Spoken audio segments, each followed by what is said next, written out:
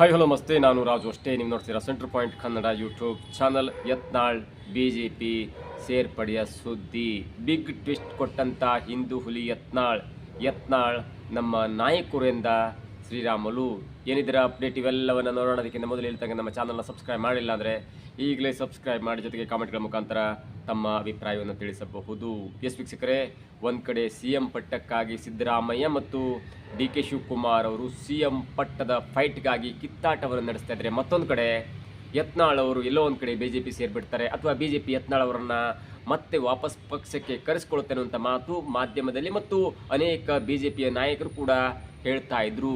ಅದರ ಮುಂದುವರೆದ ಭಾಗವಾಗಿ ಇದೀಗ ದಾವಣಗೆರೆಯ ಉಪಚುನಾವಣೆ ಮತ್ತು ಬಾಗಲಕೋಟೆಯ ಉಪಚುನಾವಣೆಯ ಸಂದರ್ಭದಲ್ಲಿ ಇದೀಗ ಯತ್ನಾಳ್ ಅವರ ಹೆಸರು ಮತ್ತೆ ಮುಂಚೂಣಿಯಲ್ಲಿ ಬರ್ತಾ ಇದೆ. ಅದರಲ್ಲೂ ಮುಖ್ಯವಾಗಿ ಬಾಗಲಕೋಟೆ ಅಂತ ಬಂದಾಗ ಎಸ್ ಆಫ್ ಕೋರ್ಸ್ ಯತ್ನಾಳ್ ಅವರು ಈ ಹಂತದಲ್ಲಿ BJP ಪಕ್ಷದಲ್ಲಿದ್ದರೆ ಅದು BJPಗೆ ದೊಡ್ಡ ಲಾಭ ಆಗ್ತಿತ್ತು. ಅದರಲ್ಲೂ ಮುಖ್ಯವಾಗಿ ಬಾಗಲಕೋಟೆಯಲ್ಲಿ ಚರಂತಿಮಠ ಅಂದರೆ ವೀರಣ್ಣ ಚರಂತಿಮಠ ಅವರಿಗೆ ದೊಡ್ಡದಂಥ ಲಾಭ ಆಗ್ತಿತ್ತು ಎನ್ನುವಂಥ ಮಾತು ಇದೀಗ ಮುನ್ನೆಲೆಗೆ ಬರ್ತಾ ಇತ್ತು. ಜೊತೆಗೆ ವೀರಣ್ಣ ಚರಂತಿಮಠ ಅವರು ಸ್ವತಃ ಹೇಳಿದ್ರು, ಇಲ್ಲ ಯತ್ನಾಳ್ ಅವರು ನನ್ನ ಪರವಾಗಿ ಪ್ರಚಾರಕ್ಕೆ ಬರಬಹುದು ಮತ್ತು ಅದು ಮಾತುಕತೆಯ ಹಂತದಲ್ಲಿದೆ ಮತ್ತು ಬರಬಹುದು ಎನ್ನುವಂಥ ಒಂದು ಸ್ಪಷ್ಟ ಉತ್ತರವನ್ನು ಕೊಟ್ಟಿದ್ರು. ಜೊತೆಗೆ ಅದಕ್ಕೆ ಪ್ರತ್ಯುತ್ತರವಾಗಿ ಯತ್ನಾಳ್ ಅವರು ಕೂಡ ಹೇಳಿದ್ರು, ಇಲ್ಲ ನಾನು ಚರಂತಿಮಠ ಅವರು ಒಂದು ಕುಟುಂಬ ಇದ್ದಾಗೆ, ನನಗೆ ಚರಂತಿಮಠ ಬೇಕು ಮತ್ತು ನಾನು ಚರಂತಿಮಠ ಪರವಾಗಿ ಕೆಲಸ ಮಾಡ್ತೇನೆ. ಈ ಹಿಂದೆ ಕೂಡ ಯಡಿಯೂರಪ್ಪನವರು ಅಥವಾ ಬೇರೆ ಬೇರೆ ದೊಡ್ಡ ನಾಯಕರು ಚರಂತಿಮಠ ಅವರಿಗೆ ಟಿಕೆಟನ್ನು ತಪ್ಪಿಸುವ ಹಂತದಲ್ಲಿದ್ದಾಗ ನಾನೇ ಜಗದೀಶ್ ಶೆಟ್ಟರ್ ಅವರಿಗೆ ಫೋನ್ ಮಾಡಿ ಚರಂತಿಮಠ ಅವರಿಗೆ ಟಿಕೆಟನ್ನು ಕೊಡಿಸ್ದೆ ಮತ್ತು ಅವ್ರಿಗೆ ಗೆದ್ಕೊಂಡು ಬಂದರು. ಹೀಗಾಗಿ ನಮ್ಮಿಬ್ಬರ ಮಧ್ಯೆ ಒಂದು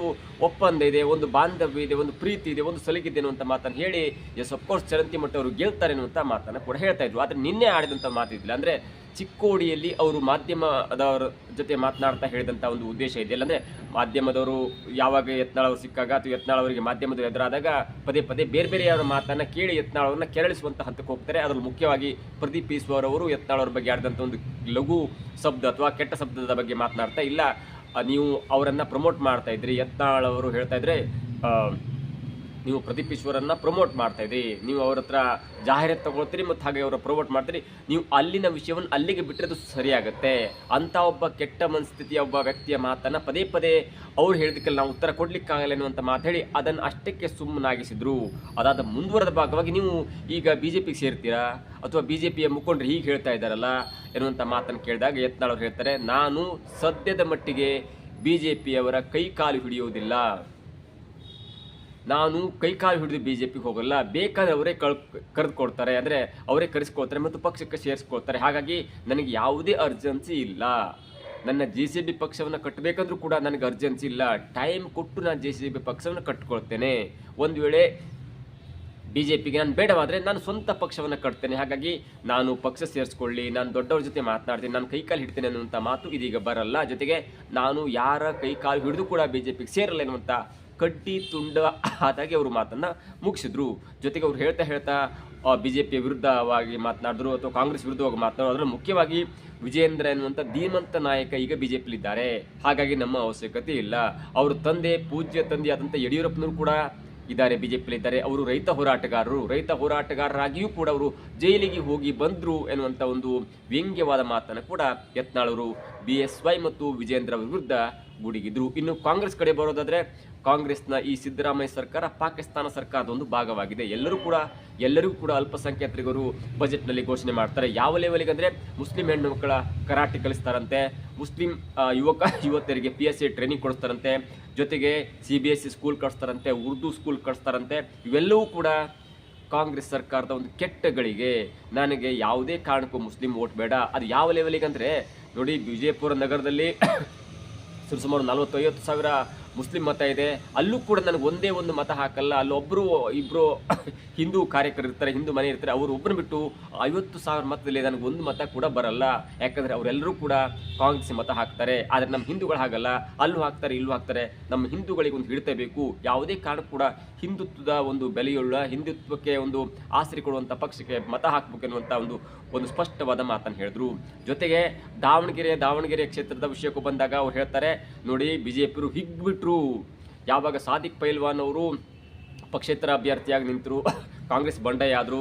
ಅದರ ಜೊತೆಗೆ ಯಾವಾಗ ಸಾದಿಕ್ ಪೈಲ್ವಾನ್ ಅವರನ್ನು CM ಸ್ವತಃ ಖುದ್ದು ಮಾತನಾಡಿಸಿ ಸಂಧಾನ ಮಾಡಿದಾಗ ಮತ್ತೊಂದು ಕಡೆ BJP ಹಿರಿಯರು, ಒಂದು ಕಡೆ ಸಾದಿಕ್ ಪೈಲ್ವಾನ್ ವಾಪಸ್ ಕಾಂಗ್ರೆಸ್ಗೆ ಬಂದರೂ ಕೂಡ ಅನೇಕ ಕಾಂಗ್ರೆಸ್ ಮುಖಂಡರು, ಮುಸ್ಲಿಂ ಮುಖಂಡರು BJPಗೆ ಸೇರಿಬಿಟ್ರು. ಈಗ ನಾವು ಗೆದ್ದು ಬಿಡ್ತೇನೆ ಅಂತ ಒಂದು ಮುಖಭಾವ ಅಥವಾ ಒಂದು ಸುದ್ದಿಯನ್ನು ಹಬ್ಬಿಸ್ಬಿಟ್ರು. ಆದರೆ ಯಾವುದೇ ಕಾರಣಕ್ಕೂ ಕೂಡ BJP ಜೊತೆ ಇರುವ ಮುಸ್ಲಿಮ್ಸು ಕೂಡ BJP ಮತ ಹಾಕಲ್ಲ. ಅವರು ಕೊನೆಗೆ ಹಾಕೋದು ಕಾಂಗ್ರೆಸ್ಸಿಗೆ, ಯಾಕಂದರೆ ಅವರ ಮನಸ್ಥಿತಿ ಹಾಗೆ ಇದೆ ಅನ್ನುವಂಥ ಒಂದು ಮಾತನ್ನು ಕೊನೆಯಲ್ಲಿ ಹೇಳಿದ್ರು. ಇನ್ನು ಶ್ರೀರಾಮುಲು ವಿಷಯಕ್ಕೆ ಬರೋದಾದರೆ, ಈ ವಿಷಯ ಹುಟ್ಟಿದೆ ಶ್ರೀರಾಮುಲು ಅವರಿಂದ.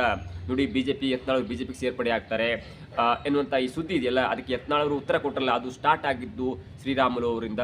ಯಾಕಂದರೆ ಬಾಗಲಕೋಟೆಯಲ್ಲಿ ನಿನ್ನೆ ಸುದ್ದಿಗಾರರ ಜೊತೆ ಮಾತನಾಡ್ತಾ ಅಥವಾ ಮಾಧ್ಯಮದ ಜೊತೆ ಮಾತನಾಡ್ತಾ ಶ್ರೀರಾಮುಲು ಹೇಳ್ತಾ ಇದ್ರು, ಅಂದರೆ ಬಾಗಲಕೋಟೆಯ BJP ಅಭ್ಯರ್ಥಿ ಆಗಿರುವಂಥ ವೀರಣ್ಣ ಚರಂತಿಮಠ ಅವರ ಪರವಾಗಿ ಮತ ಪ್ರಚಾರಕ್ಕೆ ಬಂದಂಥ ಮತ್ತು ಈ ಹಿಂದೆ ಉತ್ತರ ಕರ್ನಾಟಕದ ಬಾಗಲಕೋಟೆ ಆಗಿರ್ಬೋದು, ಬಾದಾಮಿ ಆಗಿರ್ಬೋದು, ಅವರಿಗೊಂದು ಶ್ರೀರಾಮುಲು ಅವರಿಗೊಂದು ಹಿಡಿತಾ ಇದೆ ಮತ್ತು ಪರಿಶಿಷ್ಟ ಪಂಗಡಕ್ಕೆ ಸೇರಿದ ನಾಯಕರಾಗಿರೋದ್ರಿಂದ ಅವರಿಗೊಂದು ಸ್ವಲ್ಪ ಹಿಡಿತಾ ಇದೆ ಮತ್ತು ಅವರ ಪರವಾಗಿರುವಂಥ ಓಟಿದೆ. ಹೀಗಾಗಿ ಶ್ರೀರಾಮುಲು ಅವರು ಈ ಬಾಗಲಕೋಟೆಯ ಒಂದು ಉಸ್ತುವಾರಿಯನ್ನು, ಅಂದರೆ ಚುನಾವಣೆಯಲ್ಲಿ BJP ಅಭ್ಯರ್ಥಿಯನ್ನು ಗೆಲ್ಸ್ಕೊಂಡು ಬರಲೇಬೇಕನ್ನುವಂಥ ಒಂದು ಹುಮ್ಮಸ್ನಲ್ಲಿದ್ದಾರೆ. ಅವರು ಕೂಡ ನಿನ್ನೆ ಪ್ರಚಾರ ಮಾಡಿ ಒಂದು ಮಾಧ್ಯಮ ಗೋಷ್ಠಿಯನ್ನು ಏರ್ಪಡಿಸಿ ಹೇಳ್ತಾ ಇದ್ರು. ಜೊತೆಗೆ ಅವರು ಮಾತನಾಡುವಾಗ ಅಲ್ಲಿ ಇದ್ದ ಮಾಧ್ಯಮವರು ಕೇಳ್ತಾರೆ, ಯತ್ನಾಳ್ ಅವರು ಬರ್ತಾರೆ, ಯತ್ನಾಳ್ ಅವರು ಪ್ರಚಾರಕ್ಕೆ ಬರ್ತಾರೆ ಅನ್ನುವಂಥ ಸಂದರ್ಭದಲ್ಲಿ ಕೇಳಿದಾಗ ಸ್ಪಷ್ಟ ಉತ್ತರವನ್ನು ಕೊಟ್ಟರು. ಎಸ್, ಅಫ್ಕೋರ್ಸ್, ಯತ್ನಾಳ್ ಅವರು ಪ್ರಚಾರಕ್ಕೆ ಬಂದರೆ ಅದು BJP ಲಾಭ ಆಗುತ್ತೆ, ಚರಂತಿಮಠ ಅವರಿಗೆ ಲಾಭ ಆಗುತ್ತೆ. ಯಾಕಂದರೆ ಯತ್ನಾಳ್ ಅವರು ನಮ್ಮ ನಾಯಕರು, ಕೆಲವೊಂದು ಕಾರಣದಿಂದ ಅವರು ಪಕ್ಷದಿಂದ ಹೊರಗಿದ್ದಾರೆ ಮತ್ತು ಅವರನ್ನು ಸೇರಿಸ್ಕೊಳ್ಬೇಕಂದ್ರೂ ಕೂಡ ನಮ್ಮಲ್ಲಿ ಸ್ವಲ್ಪ ತಾಂತ್ರಿಕವಾದಂಥ ಒಂದು ಸಮಸ್ಯೆ ಇದೆ. ಅಂದರೆ ಕೆಲವೊಂದಷ್ಟು ವರ್ಷಗಳ ಕಾಲ ಆಗಲೇಬೇಕಾಗತ್ತೆ. ಅದಾದ ನಂತರ ಈ ನೋಡಿ, ಯತ್ನಾಳ್ ಅವರು 6 ವರ್ಷಗಳ ಕಾಲ ಉಚ್ಚಾಟನೆ ಆಗಿದ್ದಾರೆ.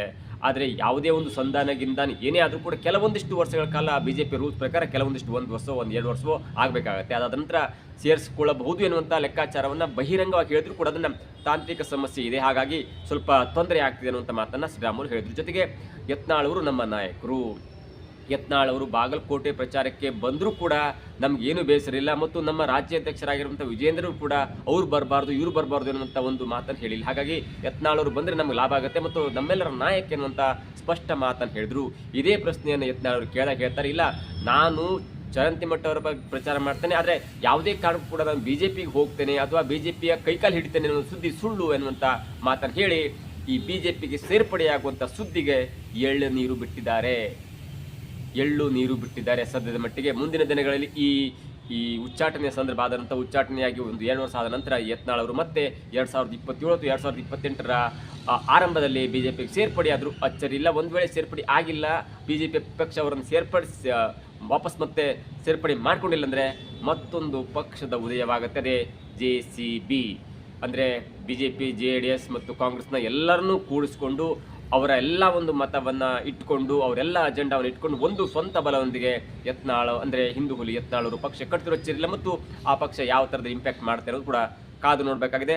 ಸದ್ಯದ ಮಟ್ಟಿಗೆ ಯತ್ನಾಳ್ ಅವರ ಜೊತೆಗಿರುವಂಥ ಈ ರೆಬಲ್ ನಾಯಕರು ಯತ್ನಾಳ್ ಅವರ ಜೊತೆಗೆ ಹೋಗ್ತಾರಾ? Yes, of course, no answer. ಇದಾಗುತ್ತೆ ಇವತ್ತಿನ ವಿಶೇಷ. ನೋಡ್ತಾ ಇರಿ Centre Point Kannada YouTube channel.